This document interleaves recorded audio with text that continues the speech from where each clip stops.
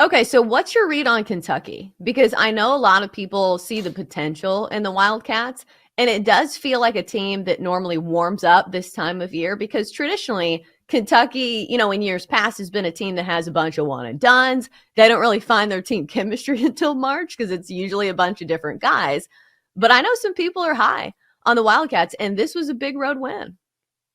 So, what's funny is last week, Ken Barkley and I did You Better You Bet, and we did a college basketball episode where we talked college hoops for probably 3 hours. We had a long conversation about Kentucky, and we both think that every year there seems to be a team in college basketball that has like a good season, but down the end, they really get hot and they win a Mm-hmm. bunch of big games, and then they go into their conference tournament and they win that, and they're like the trendy 4 or 5 seed that everybody picks, right? Last year it was Duke. The year before that it was Iowa and Keegan Murray. Like, it happens all the time. There's a bunch of these teams that people fall in love with, and when it's a blue blood, it's just even that much better to fade. So I very much am looking forward to fading Kentucky in the tournament because I think Ken and I talked about it. We feel like Kentucky is going to get on a heater here to kind of end the season, and it looks like that's exactly what's happening, and people are starting to really think highly of this Kentucky team. I'm looking forward to betting them in the SEC tournament because this is the kind of team that's just like getting hot that I think could go on a stretch, win 3 games in 3 days kind of thing.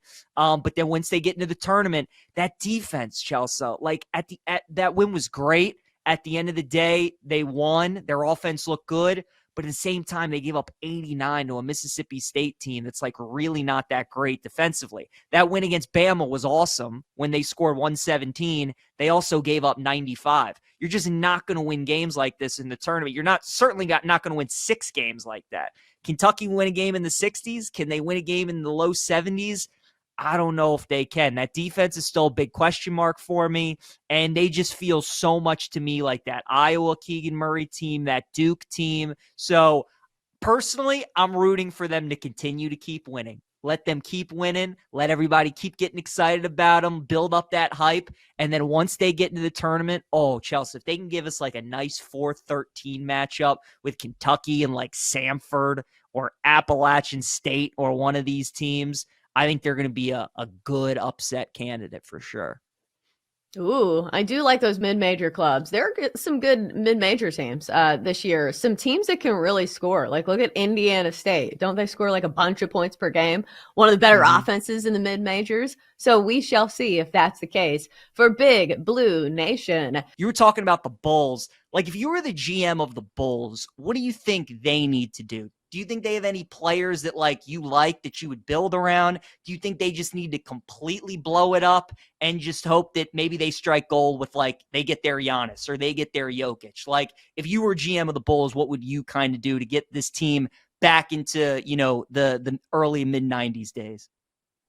Yeah, I think you got to blow the whole thing up. I mean, what do you have? You can't really trade Zach LaVine with his contract. Plus, he's like this year, he hasn't been great, and obviously out for the rest of the season.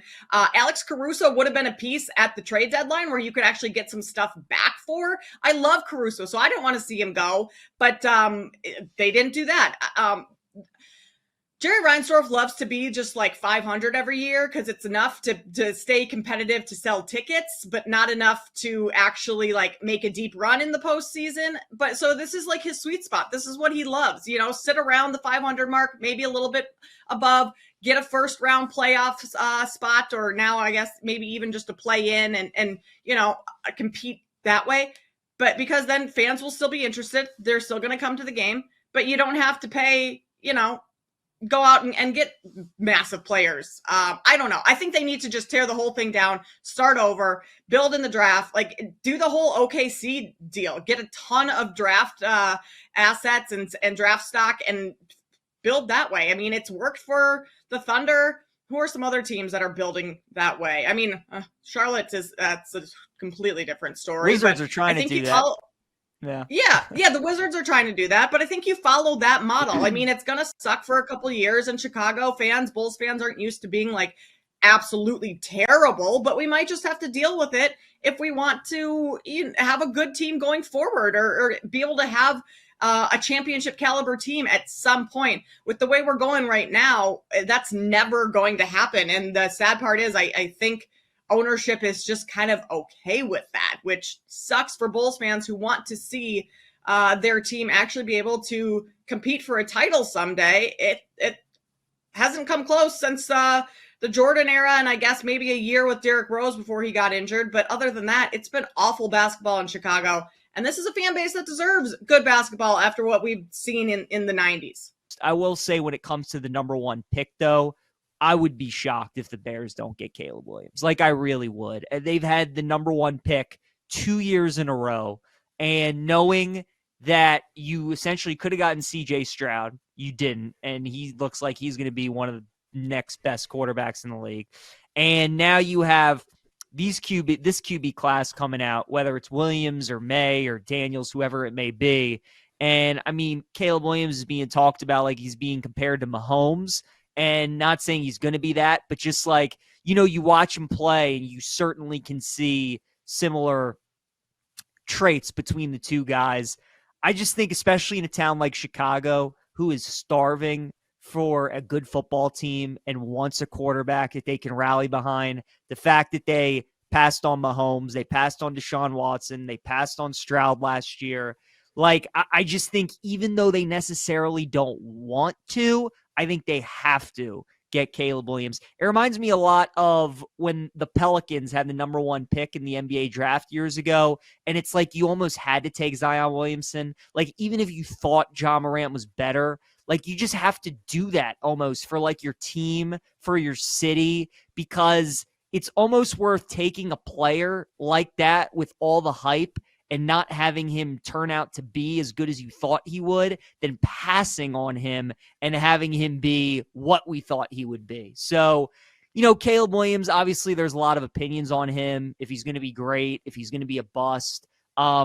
I think he's going to be a good player. We'll see how good he's going to be, but I think it's time for them to move on from Justin Fields, bring in Caleb Williams. It'll rejuvenize the franchise, the city, the coaching staff, the player, everybody. I think it'll be a good way to turn the page. So you look at that division too.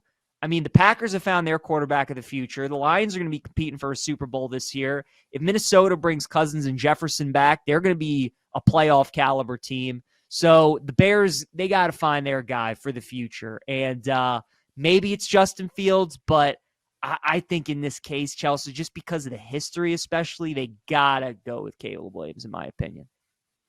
Yeah, I think I subscribe to a lot of the same beliefs as you, is that I believe in Justin Fields, and there's certainly glimmers where you say to yourself, okay, this guy has top end talent. Somebody's got to take a chance on him. But he has had his run in Chicago, and it just feels like it's not working there. They've got to do something to change whatever is going on because they're not winning games. I am not somebody who is super sold on Caleb Williams as being a surefire, no doubt, generational talent, as some people are. But Ryan Poles deserves some credit here. I didn't know this until like a few weeks ago, but apparently Ryan Poles was part of the scouting team in Kansas City when they scouted and drafted Patrick Mahomes. That is a generational hit. Like, that's one of the best, draft picks in the last 15 years, maybe more. So maybe we need to be giving Ryan Poles some more credit, because I think that's why we're trying to see the similarities between Patrick Mahomes and Caleb Williams, because Ryan Poles knows what's on the scouting report there. He's somebody who pulled the trigger on Patrick Mahomes. So do you think he deserves the benefit of the doubt? Like, this is the tricky part, because I don't know more about football than Ryan Poles. It's the same thing as when we talk about coaches in the NFL. Like when Bill Belichick hired, who is it, Matt Patricia or somebody like terrible, and you're like, what are you doing? But at the end of the day, Bill Belichick deserves some credit. So you kind of have to give him the benefit of the doubt.